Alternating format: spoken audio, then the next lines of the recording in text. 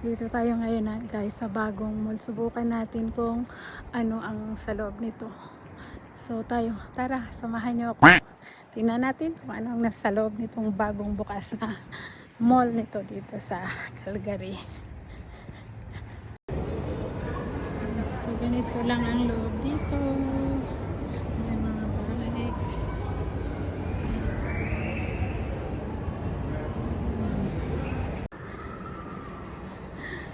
Wow, just Chinese.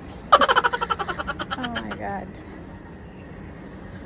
Baratilyo pala ang nandito guys. Mga stall siya na puro baratilyo. Yan. Yan lang guys. Wala ditong magandang mabili.